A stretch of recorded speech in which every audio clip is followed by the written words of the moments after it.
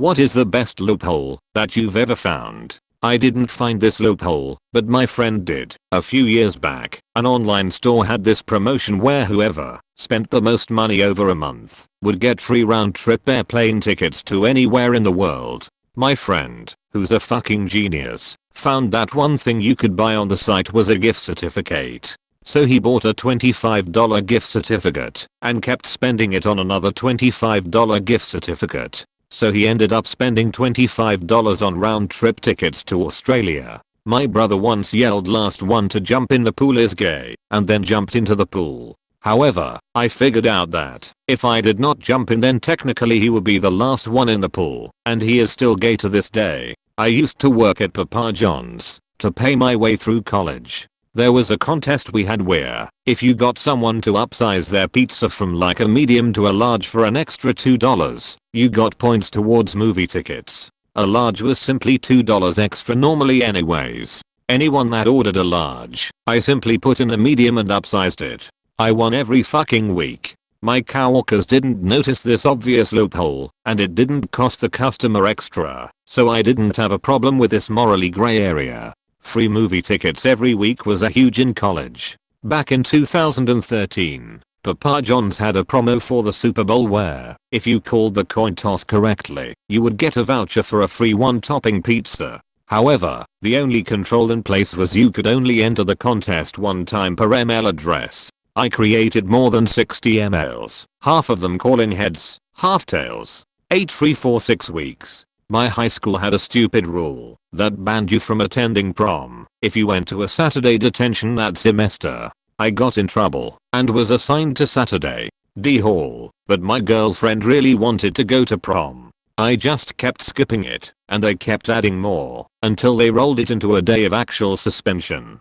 They had no rule barring you from prom for an out of school suspension, so I got a day off and took my girl to prom. My brother got free parking for pretty much his entire time at university. It was that golden period when the pay parking kiosks were able to accept credit cards, but before they were actually connected, they'd read a card and check it against a locally stored list of band numbers, and once a month the meter maid would download the transactions, process them, and update the blacklist. My brother found that they'd accept those prepaid gift cards if they were backed by Visa or MasterCard, but couldn't check the available balance. So he'd buy one, use the balance up on whatever, then use the card for parking until the end of the month, when it'd get processed, found to not have funds, and banned. Rinse and repeat. Guy saved probably $2,500 over his degree. I can't remember when it happened, but it was years ago.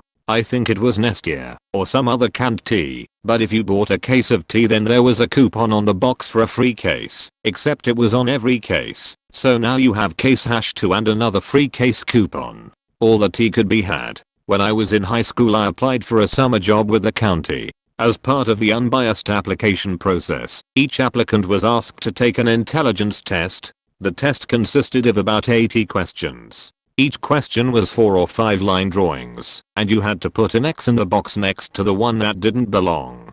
Pretty easy. I happened to notice, though, that the test paper was 2-part, which is 2 sheets of paper that are attached together back to back with a sheet of carbon paper in between. I could peel the sheets apart and look inside. The second sheet just had a bunch of boxes printed on it, and I could see from the first few questions that I'd answered that the X's I'd marked ended up in the printed boxes on the second sheet thanks to the carbon paper.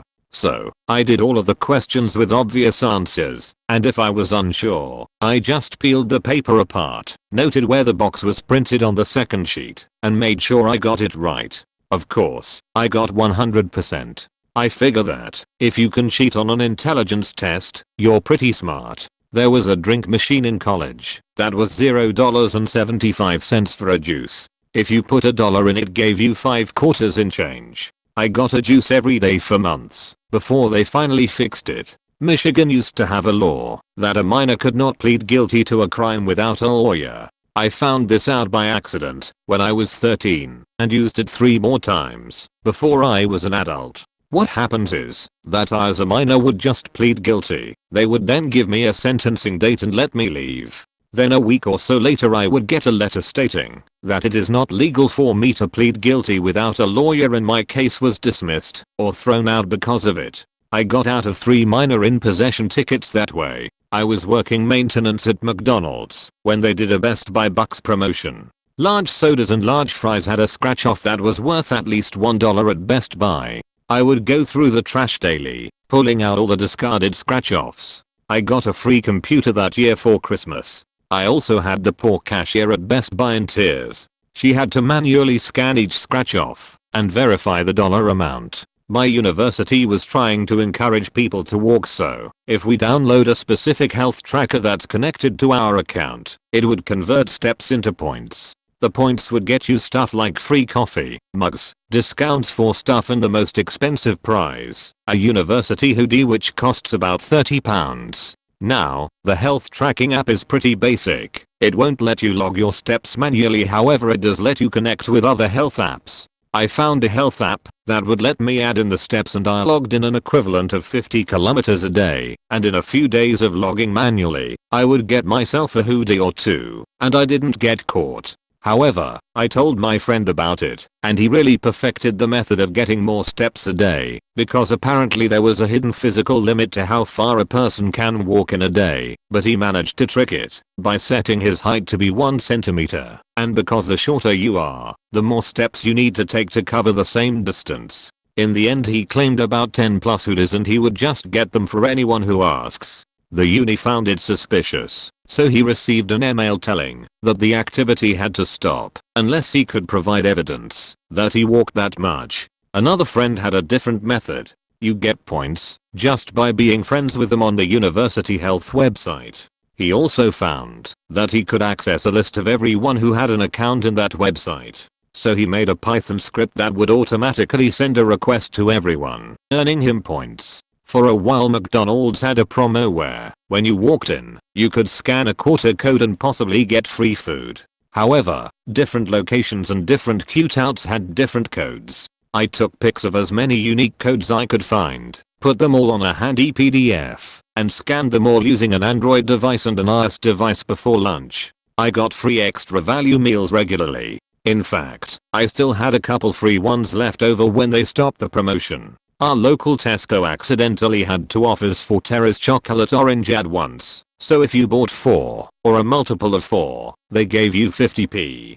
Tried not to abuse it, since if they noticed they change it, but bought 4 chocolate oranges with other stuff through the self-checkout every day for almost 2 weeks, before they corrected it. I planned to save them for Christmas presents, but Christmas was 4 months away, and you know how delicious Terrace chocolate oranges are. Edit, to all non-Brits out there, since apparently they're not sold elsewhere, they're fucking delicious. If you ever come to England, do yourself a favor and buy one, or find a foreign confectionery shop and hope they sell them there. Took a survey course in college, which basically amounted to a course the school was planning to offer in the future, but giving the professor an opportunity to fine-tune the curriculum before officially offering it as a class. Easy enough course, got my credit, went home happy. Next semester the course went live and was offered under a different course number, but the description was identical. Signed up, never attended a class, took the final, and got my credit again.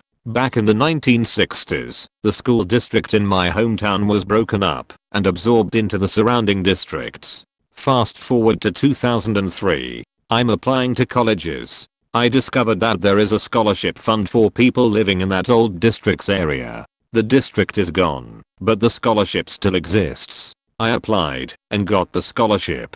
I don't think there were any other applicants. Italian restaurant my family loves had a candy claw machine we played every time we went. But the trick to learn was, if the claw closed all the way it thought that meant you didn't get anything, and would let you play till you did get something.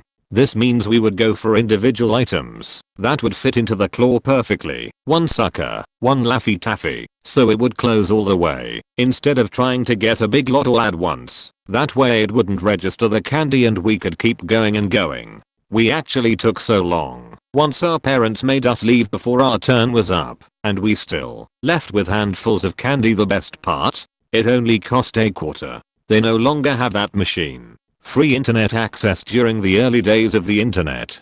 AOL if you signed up for that free month, call to cancel they would give you a free month or two. Cancel at the end of that period then sign back up with a different checking or savings account. Same process, by that time the original account would fall off their list of known accounts, so you could go back to that one. I got 2 years of free internet that way, and got my mom permaban from AOL. Edit. This became more popular than I thought. My inbox is getting run up in. But why all the AOL hate? They weren't that bad as far as early ISPs went. I mainly used them from 95 to 98ish, some odd 99. Maybe used a month here a month there through the early aughts to fill in a need every now again, if I was between ISPs.